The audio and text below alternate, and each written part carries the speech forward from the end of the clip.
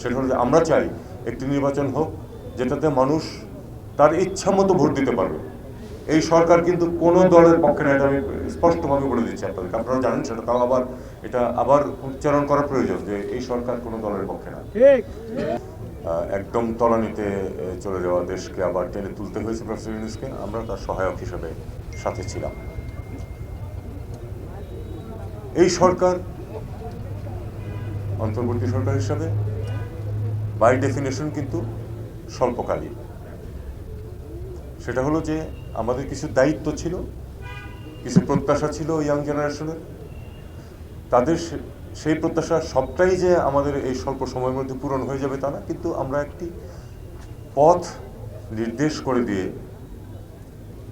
নির্বাচন দিয়ে নির্বাচিত প্রতিনিধিদের হাতে ক্ষমতা তুলে দিয়ে আমাদের চলে যাওয়া, এটাই আমাদের লক্ষ্য ছিল সবসময়।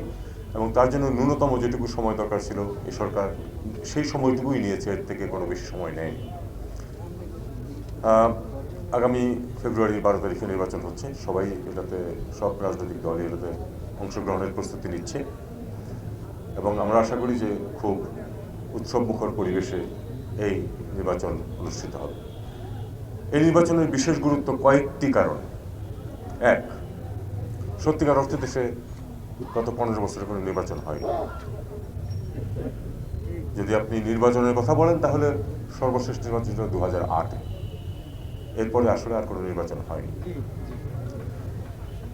তার মানে আরেকটি বিষয় কিন্তু এখানে চলে আসছে যে বিপুল জনগণের বয়স 30-এর নিচে বা 30-এর আশেপাশে, তারা সত্যিকার অর্থে কোনো নির্বাচনে কখনো ভোট দেওয়ার সুযোগ পায়নি।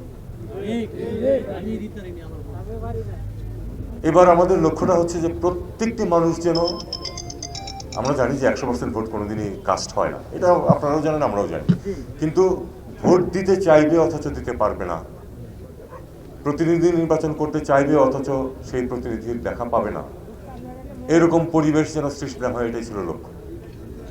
আমরা আশা করি, এবং আপনাদের সহযোগিতা এখানে খুবই গুরুত্বপূর্ণ, আপনাদের অংশগ্রহণটা খুব গুরুত্বপূর্ণ, সেটা হলো যে আমরা চাই একটি নির্বাচন হোক যেটাতে মানুষ তার ইচ্ছা মতো ভোট দিতে পারবে।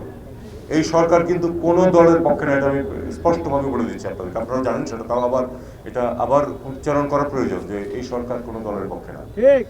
আমরা চাই যে সব দল অংশগ্রহণ করছে, আপনারা দেখছেন যে উৎসাহ অলরেডি। আগামী পরশুদিন হচ্ছে জমা দেওয়ার শেষ দিন, এর মধ্যে আপনারা জেনে যাবেন কারা কারা কতজন। আপনারা অলরেডি জানি অনেক ক্ষেত্রে যে কারা কি নমিনেশন দিচ্ছেন, সেগুলি তালিকাও বেরিয়ে গেছে। তো আমাদের লক্ষ্যটা হচ্ছে যে এর মাঝে তারা 40 দিন মতো সময় পাবেন প্রচারণার জন্য। প্রচারণার পরে 12 তারিখে 26 সালের ফেব্রুয়ারি, সেই দিন আপনারা সবাইকে ভোট দেবেন এবং আপনাদের পছন্দের প্রার্থী মনোনীত করবেন।